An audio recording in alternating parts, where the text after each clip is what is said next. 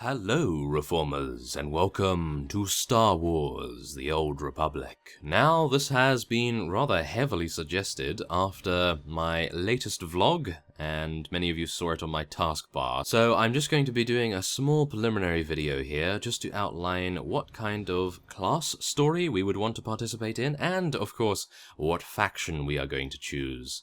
So we have a choice between the Galactic Republic, of course, as well as the Sith Empire.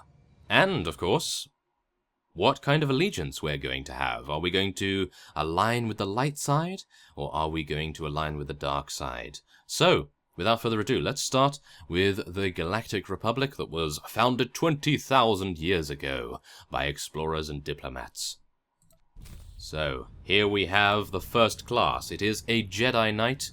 They are, of course, the ones that can tank and deal out a lot of damage with dual lightsabers if you are to select the Jedi Sentinel, because once you, as you can see here, reach level 10, you have the ability to choose between two advanced classes. Every single base class has two advanced classes, and they determine what you are going to be doing for the rest of the game. So, as you see here, we have the Jedi Guardian, a wall between the good people of the Republic and their enemies. The Guardian stands firm in the face of overwhelming odds and dares opponents to attack. And as you see here, it has the class role of being a tank and a secondary role of being damage. And that uses one single lightsaber, and it is able to wear heavy armor.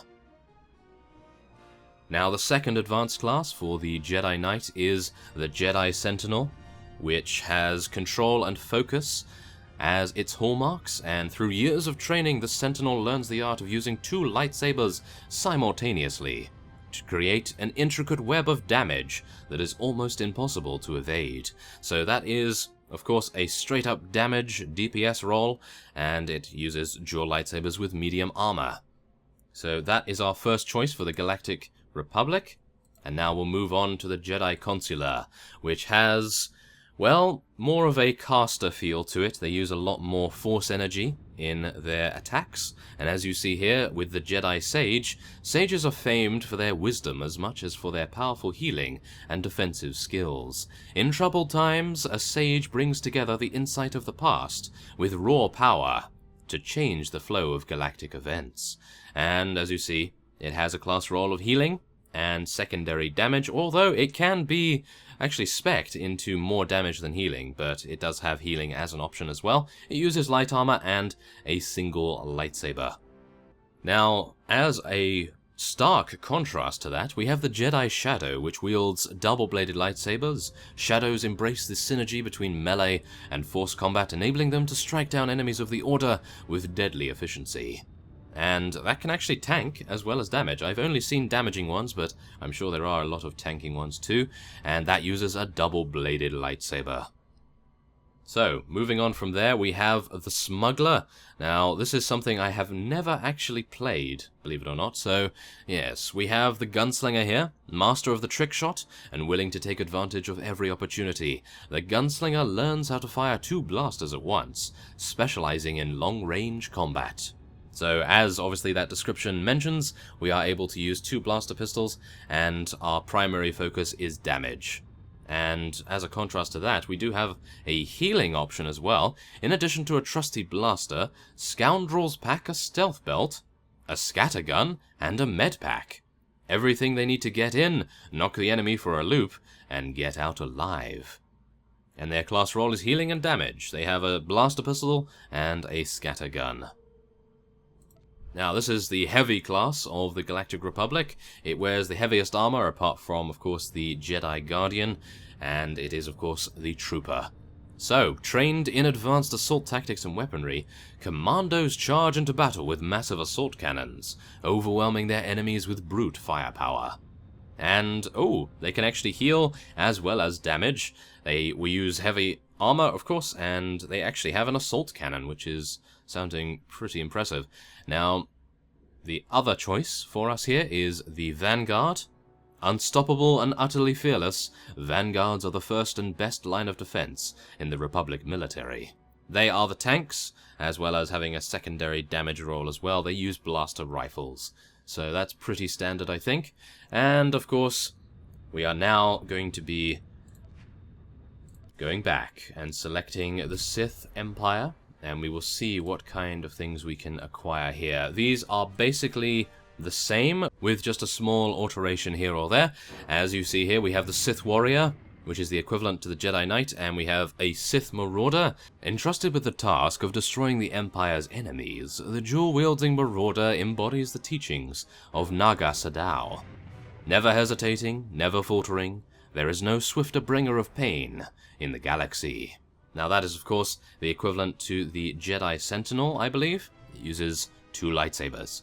And the other choice is a Juggernaut, a stalwart defender of the Sith Empire. The Juggernaut embodies the teachings of Marka Ragnos, charging into enemies with heavy armor and pure rage. Now, here we have I believe the Jedi Consular contrast, yes, and we have a Sith Sorcerer here, which is very much like the Jedi Sage, and it draws energy from the forbidden depths of the Force, mastering techniques that sap and drain enemies, as they invigorate allies, or simply wreak utter devastation. And then, the equivalent to the Jedi Shadow, we have the Sith Assassin. Assassins leap from the shadows, channeling Force lightning through their double-bladed lightsabers to disable and drain their enemies. They are masters of subterfuge, feared by even the most terrible opponents. And that uses a double-bladed lightsaber, of course, you can all see it here.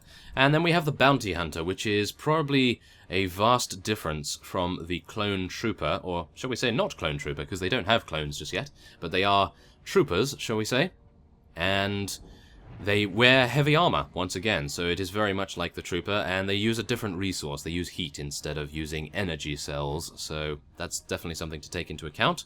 Now, we have the Power Tech, which is a tanky role here. They are best in shielding, defensive tactics, and high-powered flamethrowers, and they make the Power Tech an impenetrable one-man blockade, getting up close and personal to take down enemies of all sizes. Now, the contrast to that, of course, is the healing and damage of a mercenary. They have 2 blaster pistols and deadly heat-seeking missiles, as well as heavy armor, making the mercenary a mobile weapons platform. There's no problem extra firepower can't solve, and no one with sense gets between a mercenary and their target. They can also heal, so that's something to think about. Now, this is where we have quite a vast difference as well between the smuggler as well as the sniper here with the Imperial agent, because as you see, the sniper gets a sniper rifle, whereas I do believe the long-range component of the smuggler gets 2 blaster pistols, so that's quite a difference. And as you see here, identified as the most elite sharpshooters in the galaxy, snipers use their extensive training to eliminate sensitive targets and turn the tide of the battle in the Empire's favor. And then we have the healing variant of it. Whether ambushing enemies from stealth or using advanced medical technology to keep colleagues in the fight, the operative will do whatever it takes to advance the agenda of the Empire. So there we have it.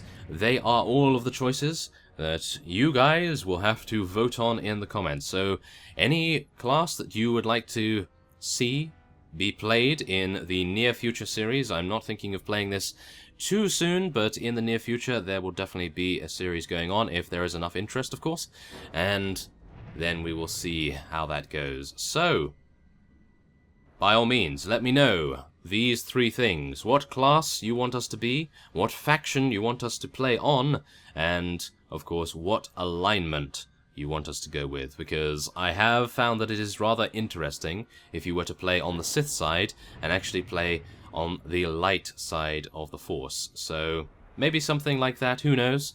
By all means, give me all of your suggestions, and I will do my very best to accommodate that in the series to come. So, I thank you for watching, and I will see you next time.